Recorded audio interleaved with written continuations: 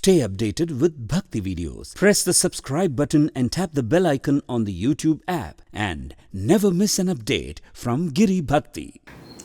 உலகம் முழுதும் வாழக்கூடிய கிரி பக்தி சேனல் நேயர்கள் அனைவருக்கும் உங்கள் சுதா பாஸ்கரின் நமஸ்காரங்கள்.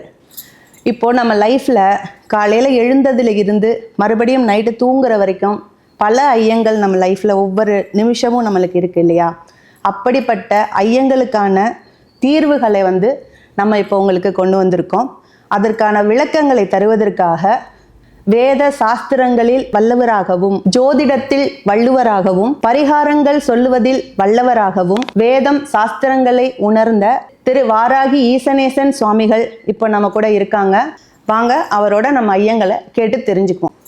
நமஸ்காரம் சார். நமச்சிவாயம்மா. ஜெய் வராகி. ஜெய் வராகி. நல்லா இருக்கீங்களா? நல்லா இருக்கோம் சார். நீங்க நல்லா இருக்கீங்களா? அருமை அருமை. நல்லபடியா போயிட்டு சார். இந்த முகூர்த்த நாட்கள் பார்க்கறத பத்தின ஒரு தெளிவு இல்லைங்க சார். இப்போ கேலண்டர் பார்க்குறோம். கேலண்டர்ல முகூர்த்த நாள்னு அந்த சிம்பிள் போட்டிருந்தா மக்கள் நாலேஜே இல்லாம அதை முகூர்த்த நாளா எடுத்துன்னு அவங்க இஷ்டத்துக்கு பண்ணிக்கிறாங்க.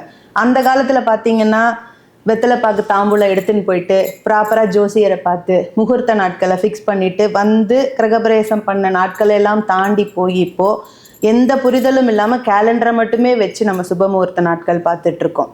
இதில் தாராபலன் சொல்கிறாங்க, சந்திராஷ்டமம்னு சொல்கிறாங்க, ஜீவன் நேத்திரன் இருக்கான்னு பார்க்கணுன்னு சொல்கிறாங்க, வெள்ளி எதிர்க்க இருக்கான்னு பார்க்கணுன்னு சொல்கிறாங்க. ஸோ இந்த எல்லாமே அந்த கேலண்டரில் இருக்கிறது இல்லை.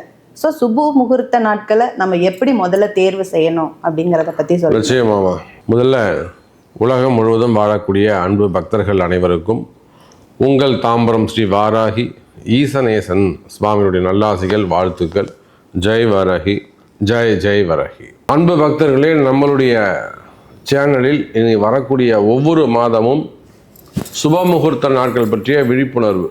ஒவ்வொரு மாதமும் இப்போ தை மாதம் வருதுன்னா முன்பாகவே மார்கழி மாதமே உங்களுக்கு சுப முகூர்த்த நாட்கள், தை மாதம் சுபம் ஒரு மாதத்துக்கு முன்னாடி நம்ம போட்டுடுவோம். ரெகுலராக நீங்கள் இனிமேல் யாராவது உங்களோட முகூர்த்த நாள் பார்க்கணுன்னா நீங்கள் நம்ம சேனலை பார்க்க சொல்லலாம். நீங்கள் கிரி பக்தியை பாருங்கள் அப்படின்னு சொல்லலாம். அதாவது நம்முடைய வாராகி பக்தி டிவியை பாருங்கள், சுப முகூர்த்த நாட்கள் அது கரெக்டாக போடுறாங்க அப்படின்னு நீங்கள் சொல்லலாம். அந்த வகையில் நீ வரக்கூடிய காலங்களில் ஒரு மாதத்துக்கு முன்பாகவே அடுத்த மாதத்திற்கான முகூர்த்த நாட்கள் நம்ம போட போகிறோம். இது ஒரு அனௌன்ஸ்மெண்ட்டு. இப்போது சப்ஜெக்ட் வந்துடுவோம். கரெக்டாக கேட்டாங்க அவங்க. ஒரு காலத்தில் நம்முடைய பெரியவங்க என்ன பண்ணுவாங்க, ஒரு வெத்தலை பார்க்க பூப்பழம் எடுத்துன்னு போயிட்டு நேராக போய் ஒரு ஐயரை பார்ப்பாங்க. ஒரு பஞ்சாங்கம் பார்க்குறவரை பார்ப்பாங்க. ஐயருன்னு இல்லைங்க, அவர் அந்த ஊருக்கு ஒரு வள்ளுவராக கூட இருப்பார், ஜோதிடராக இருப்பார், அல்லது ஒரு கோவில் பூஜை பண்ணுறவங்களா இருப்பாங்க. அப்போ யாரோ ஒரு பெரியவங்களை, விஷயம் தெரிஞ்சவங்கள, பஞ்சாங்கம் பார்க்கக்கூடியவங்களை போய் பார்த்து வெத்தலை பார்க்க வச்சு நாள் குறிச்சிட்டு வருவாங்க. ஆனால் இப்போ அந்த காலம் மாறி போச்சு. நீங்கள் என்ன சொல்கிறீங்க? கன்வீனியண்ட்டாக பாருங்கள். எப்படி சொல்கிறீங்க? கன்வீனியண்ட்டாக பாருங்கள். ஞாயிற்றுக்கிழமையாக பாருங்கள், சொந்தமெல்லாம் வருவாங்க. சண்டேவாக இருக்கட்டும் சாமி, இங்கிலீஷில் சொல்லணும் இல்லையா? ஆமாம், சண்டேவாக பாருங்கள். இல்லை அப்போ தான் எல்லோரும் வருவாங்க, லீவு கிடைக்கும். சார், ஒரு விஷயம், உங்கள் வீட்டில் ஒரு கல்யாணம் பண்ணுறீங்க, பார்த்து கல்யாணம் பண்ணுறீங்க. அந்த மணமக்கள் வாழ்வாங்கு வாழணும், சிறப்பாக வாழணும். நான் பல இடங்களிலே பல பதிவுகளில் சொல்லியிருக்கிறேன். ஒரு தேதி, நல்ல தேதி இருக்கும், குறித்து கொடுப்போம். அது என்ன பண்ணுவாங்க, சாமி இந்த தேதியில் சத்திரம் இல்லை, அதனால் மறுநாள் வச்சுக்கிட்ட சாமின்னுவாங்க. எனக்கு அவங்களுடைய கோபம் வர்றதில்ல, அவங்களுடைய அறியாமையை பார்த்து துன்பம் தான் வரும். என்னப்பா நீ பசங்க நல்லா இருக்க வேணாமா, சத்திரம் நல்லா இருந்தால் போருமா, கல்யாணம் பண்ணி வைக்கக்கூடிய பசங்க வாழ்வாங்க வாழ வேண்டாமா, நீடித்த மகிழ்ச்சி வேண்டாமா, உனக்கு எதிராக முக்கியம். உனக்கு அந்த சத்திரக்காரன் நல்லா இருப்பான், சந்தோஷம்தான். சத்திரம் கிடைக்கல, அவர் சொல்லக்கூடிய வார்த்தையை கவனிக்கணும். எனக்கு அந்த சத்திரம் தான் முக்கியம். அப்போ இன்னும் 2 மாதம் தள்ளி போட்டுக்கோ, அன்றைக்கி ஒரு நல்ல நாள் பாரு. எது முக்கியம்? உயிர் வாழ்வது முக்கியமா, கௌரவம் முக்கியமா, வீரம் முக்கியமா, விவேகம் முக்கியமா அப்படின்னு கேட்குற மாதிரி இருக்குது. அப்போ ஒரு நல்ல முகூர்த்த நாள் இந்த நாள் அமையணும்னா நீங்கள் வீடு கிரகப்பிரவேசம் பண்ணுங்க, சீமந்தம் பண்ணுங்க, வீட்டில் கணபதி ஹோமம் பண்ணுங்க, குழந்தைக்கு காது குத்துறது, மொட்டை அடிக்கிறது, வீட்டில் புண்ணியாக வாசனம் பண்ணுறது, நிச்சயதார்த்தம் செய்வது, திருமண நிகழ்ச்சிகள் செய்வது, நீங்கள் எந்த வைபவம் செய்தாலும் சார் அந்த வீடு கட்டுறதெல்லாம் எவ்வளோ பெரிய பாக்கியம், எவ்வளோ பெரிய கஷ்டம், எவ்வளோ முக்கியமான ஒரு விழா அந்த கிரகப்பிரவேசம்.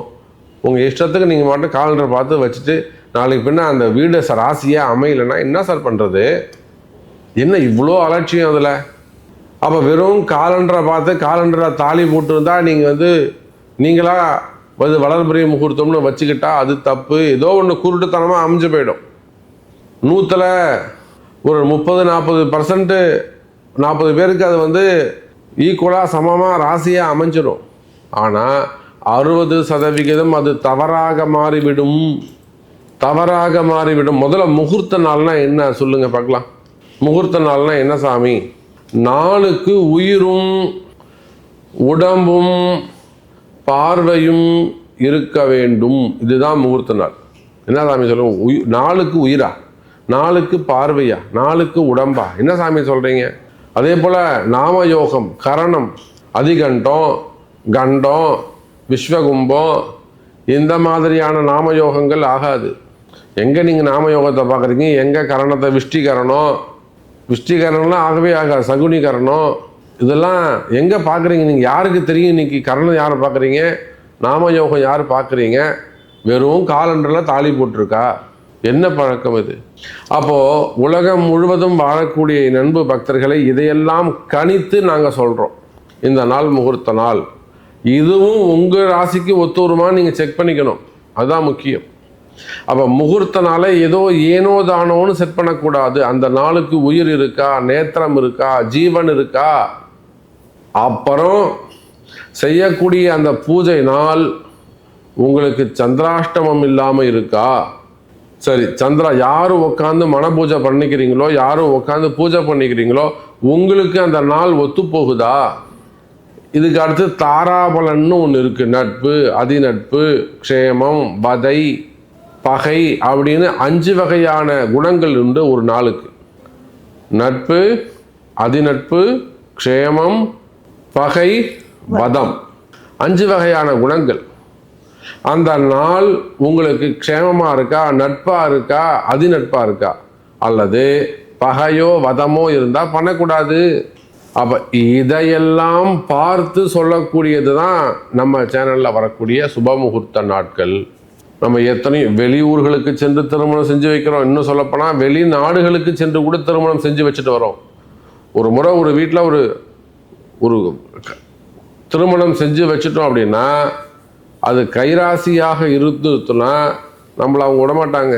சார் எங்களை இங்கேருந்து வெளிநாடு கூப்பிட்டு போனாங்க சார், என்னையும் என் மனைவிக்கும் டிக்கெட் போட்டு ஃப்ளைட்டில் இங்கேருந்து டெல்லி போய் டெல்லியிலேருந்து இஸ்தான்புல் போனோம். புரியுதுங்களா? அந்த மாதிரி கொண்டாடுவாங்க ஜனங்க நம்மளை.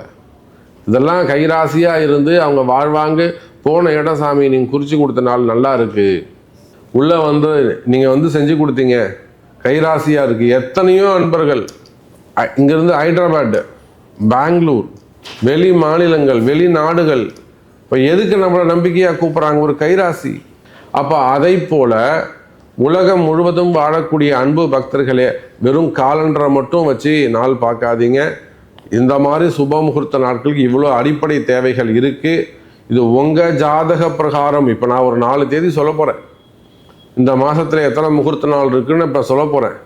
அதில் தேய்பிறை முகூர்த்தங்கள் எத்தனை, வளர்பிறை முகூர்த்தங்கள் எத்தனை, வளர்பிறை முகூர்த்தம்னா என்ன, தேய்பிறை முகூர்த்தம்னா என்ன. தேய்பிறை முகூர்த்தத்தை பொறுத்தவரையில் பௌர்ணமி கழித்து 5ஆம் நாள் பஞ்சமி வரையிலும் வளர்பிறை தான். பௌர்ணமி கழித்து சங்கடஹர சதுர்த்தி, சங்கடஹர சதுர்த்திக்கு மறுநாள் பஞ்சமி வரையிலும் வளர்பிறை கணக்கு தான். சஷ்டியிலிருந்து அமாவாசை வரையிலும் தேய்பிறை கணக்கு தான். அப்போ இந்த வளர்பிறை முகூர்த்தம், தேய்பிறை முகூர்த்தம் இதெல்லாம் நம்ம இந்த பின்னாடி சொல்லியிருக்கிறோம். அப்போ இந்த மாதத்திற்கான முகூர்த்த நாட்கள் என்ன என்பதை அறிவிக்கின்றோம். அதை பார்த்துக்கோங்க. அதில் சந்தேகங்கள் இருக்குமே ஆனால் உங்கள் பிறப்பு ஜாதகத்தை கொண்டு நாங்கள் ரேப்ரேசம் பண்ணணும். சீமந்தத்துக்கெல்லாம் 4 அமைது எவ்வளோ கஷ்டம் தெரியுமா? 8ஆம் பாவம் சுத்தி வேணும். திருமணத்திற்கு 7-8 சுத்தம் வேண்டும். லக்னம் அமையணும். ஸோ நிறைய சப்ஜெக்ட் இருக்குது, நிறைய விஷயங்கள் இருக்குது. உங்கள் வீட்டு விசேஷம், என் வீட்டு விசேஷம் இல்லை, விசேஷம் உங்கள் வீட்டு விசேஷம், உங்கள் எதிர்கால வாழ்க்கை அது நல்லா சந்தோஷமாக நிம்மதியாக கலர்ஃபுல்லாக அமைய வேண்டும் என்று சொன்னால் நல்ல சுபமுகூர்த்த நாட்களில் சீரியஸாக சின்சியராக இருந்து அதை பக்தி சிரத்தையோடு செய்து மகிழ்ச்சியாக வாழ்வாங்கு வாழுங்கள் என்பதை தெரிவித்துக்கொண்டு இந்த மாதத்திற்கான முகூர்த்த நாட்களை பார்க்கலாம் வாருங்கள். அன்பு பக்தர்களே, இப்போ ஏப்ரல் மாதத்தில் என்ன முகூர்த்த நாட்கள் இருக்குது அப்படிங்கிறத நம்ம பார்ப்போம்.